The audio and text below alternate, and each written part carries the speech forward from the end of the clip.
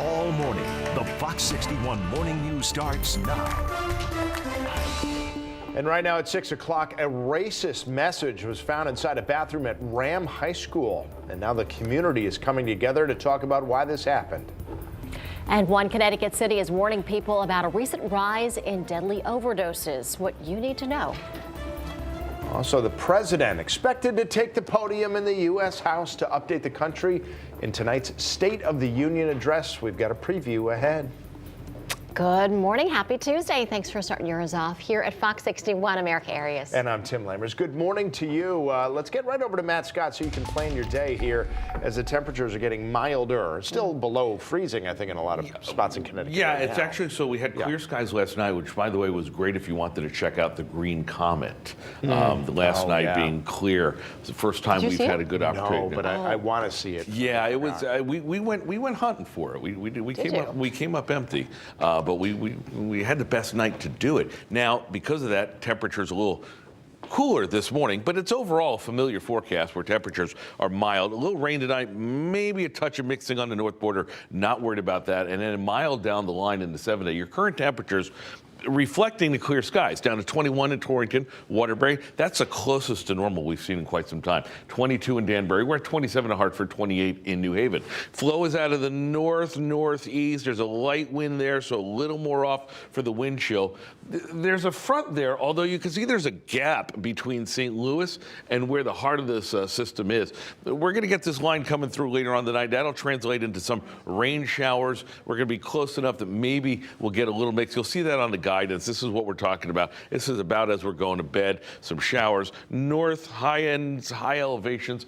Could see some mixing, but we're not looking for anything to stick. Temperatures remain mild tonight because of the clouds. It keeps things warmer. Let's do the bus stop forecast. There you go. 24 degrees now for the high schoolers. 41 as the kids get off the bus later on under mostly cloudy skies. Kind of like yesterday, just a touch cooler. Talk about where the numbers are going.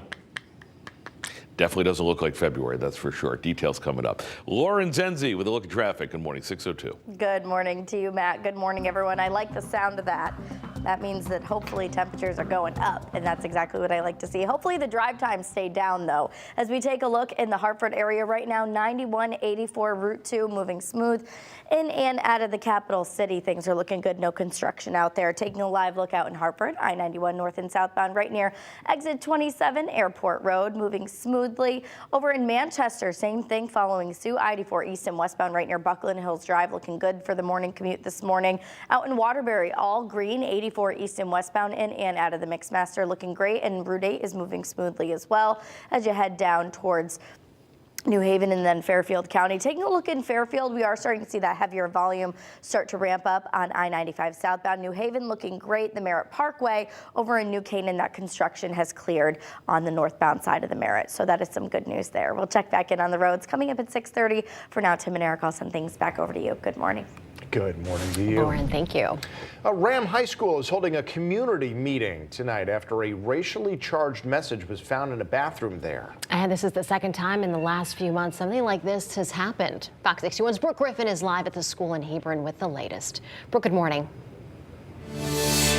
Well, good morning to you both. The Ram Superintendent Colin McNamara says their school does not tolerate any sort of messages of hate or symbols of hate. They say now they're going to use focus groups and community meetings to see if they can find a way to solve this problem. Now, a letter was sent to parents on Friday alerting them that the bathroom message had been found. McNamara says the message was immediately reported to authorities. This is the second racially charged incident here in the past 3 months. First, a noose was found on campus and now a carving in the bathroom door. He says the message is carved with thin lines and appears to have been there for a while, so it will be difficult to find when it was written and who may have done it. McNamara says they've been working with a diversity, equity, and inclusion expert since the first incident, and they're bringing her back for that meeting tonight. In a statement, he says the school is, quote, committed to creating and maintaining an educational environment that is physically, emotionally, and intellectually safe and free from harassment and discrimination. Now, the school is also holding its first Respect Day on the 16th, asking students to focus on treating each other with kindness, dignity, and tolerance. And that meeting is tonight. That is going to be from 6:30 p.m. to 8 p.m. and it will be in the Ram High School auditorium, and anybody is welcome to come out and participate. Live in Hebron, Brooke Griffin, Fox 61 News. Brooke, thank you. Now, moving on here, other school news at 6:05. For the second time in a week, a student in Granby Public Schools brought a knife to school. The superintendent said the latest incident happened yesterday at Granby Memorial Middle School. He said the student didn't mean any harm and just wanted to show other students the knife. Last week, there was a similar incident at Wells Road Middle School. The superintendent is holding a community Zoom meeting on February 15th from 9 to 10 a.m. for people to discuss any concerns. To New Haven this morning, where health officials say they've seen an increase in overdose deaths over the past 2 weeks. The city's public health department tweeted the warning. Yale University's Office of Public Health is working with the city to give students information and training on how to respond to opioid overdoses. New Haven Public Health also allows you to bring in any substance in for testing at its office on Congress Avenue, and no questions asked there. You can do that Monday through Friday from 9:30 a.m. to 3:30 in the afternoon. And happening today, Nathan Carmen of Middletown is due back in a Vermont courtroom. He's charged with killing his mother and accused, but not charged in his grandfather's death. At today's hearing, Carmen's lawyers are expected to request the minutes from his federal grand jury hearing. His lawyers want to know what the government presented to the grand jury regarding his grandfather's death.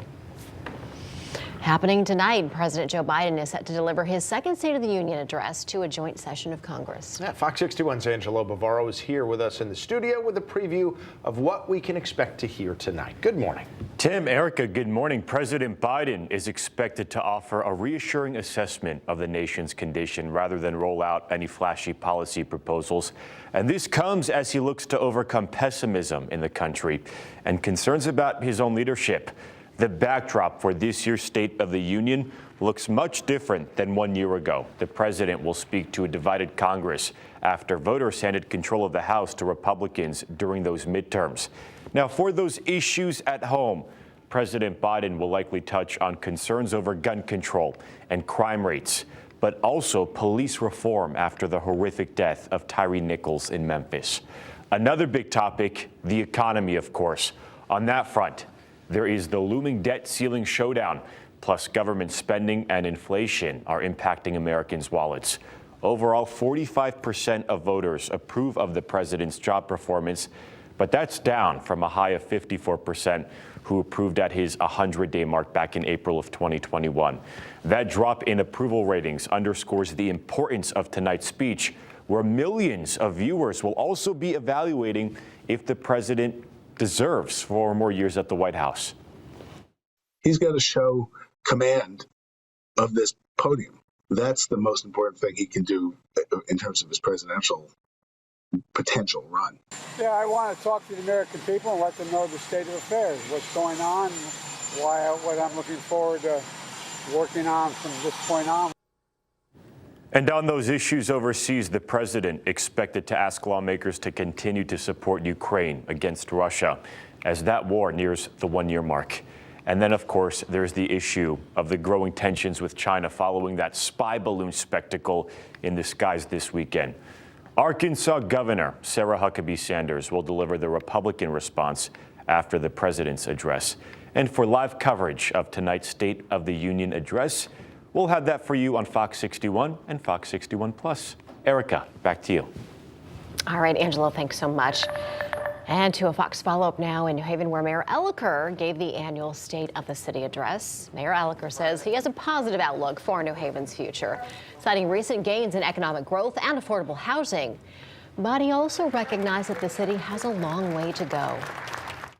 We still have a lot more work to do and a long way to go.